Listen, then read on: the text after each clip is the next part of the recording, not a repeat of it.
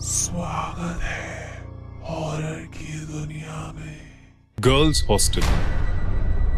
निमिषा की सांसें चढ़ी हुई थीं और वो बुरी तरह हाफ रही थी। उसके बाल बिखर चुके थे। वो शीशे के सामने खड़ी खुद को देखकर अपने बाल वापस बांधने की कोशिश कर रही थी, पर घबराहट के मारे वो कुछ नहीं कर पा रही थी। उस रात निमिषा ने पहली बार अपनी देर रात तक जगने की आदत का पछतावा किया। निमिषा को डर था कि कोई अभी भी उसका पीछा कर रहा है।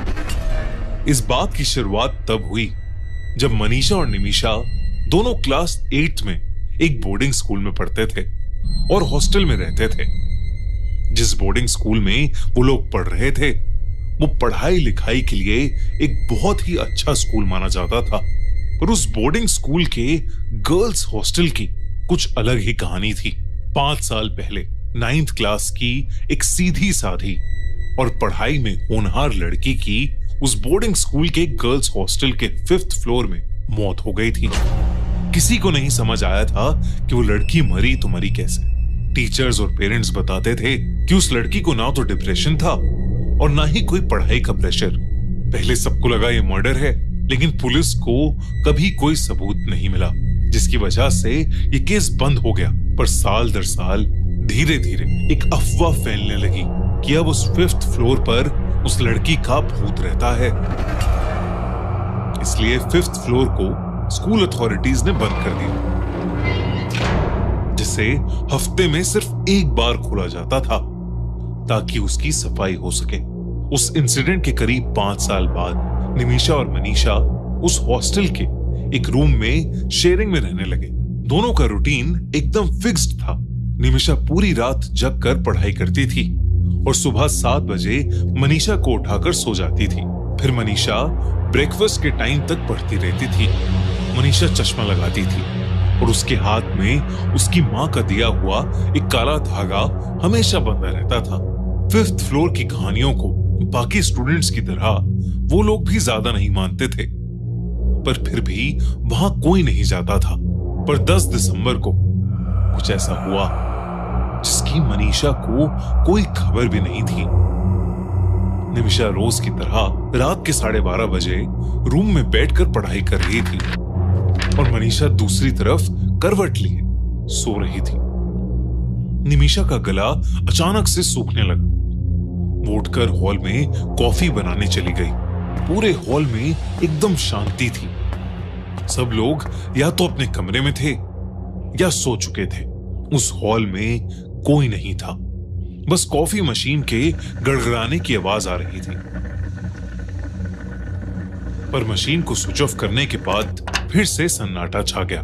निमिषा कॉफी का मग लेकर पीछे मुड़ी और उसको अचानक झटका लगा, जिससे उसकी कॉफी छलक गई।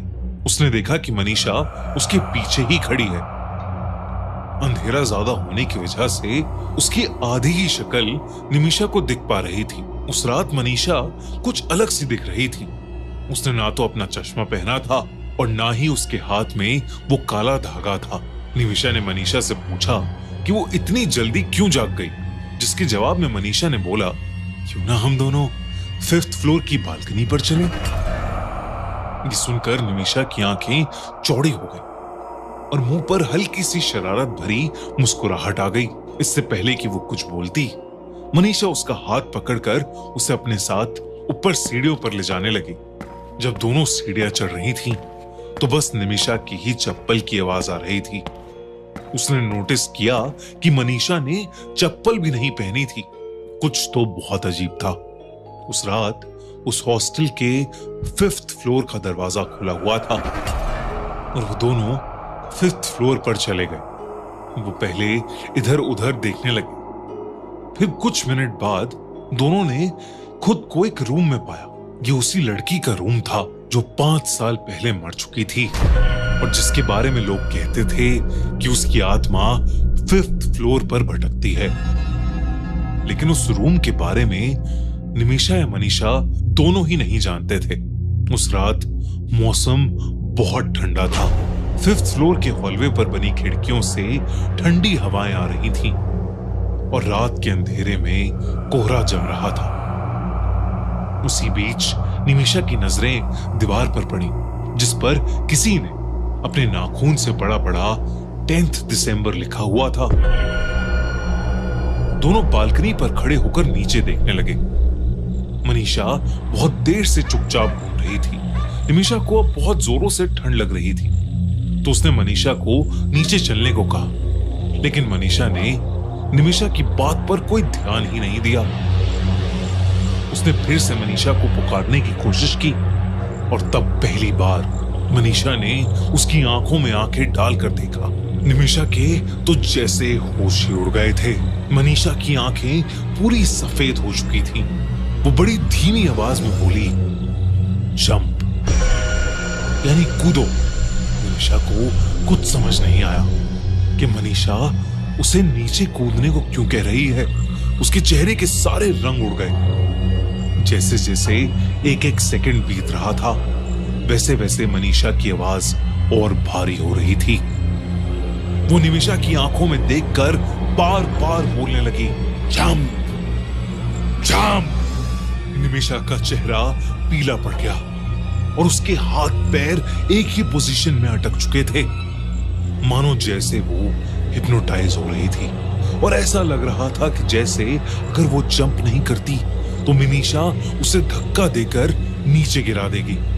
निमिषा की आंखें बंद होने लगी थीं और वो खुद अपने बाल खोलने लगी।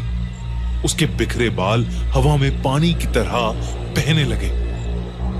निमिषा धीरे धीरे मनीषा के वश में आने लगी थी, लेकिन तभी अचानक नीचे वाले फ्लोर पर कुछ धम से आवाज हुई और निमिषा होश में आई।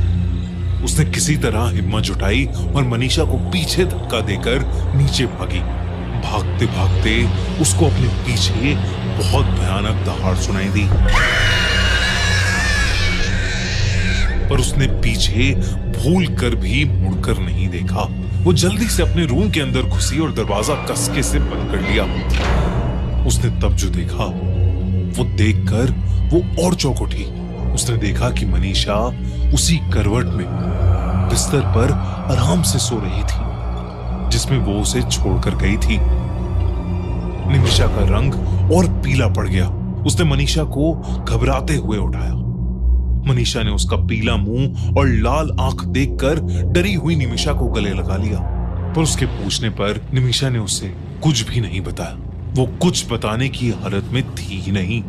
उस रात निमिषा ने अपने बाथरूम के शीशे के सामने अपना मुंह धोया और बाल बांधकर सो गई। मनीषा कुछ समझ नहीं पा रही थी। उस दिन से निमिषा रात में सोने लगी और अपने रूममेट को इग्नोर करने लगी। जब भी मनीषा रूम में बैठकर पढ़ाई स्टार्ट करती, उसे एहसास होता कि जैसे कोई उसे घूर रहा है, और वो अक्सर निमिषा ही होती। परेशान होकर मनीषा ने उससे दोबारा पूछ लिया कि उस रात क्या हुआ था। आखिरकार निमिषा ने मनीषा को उस रात के बारे में सब कुछ सच सच बता दिया।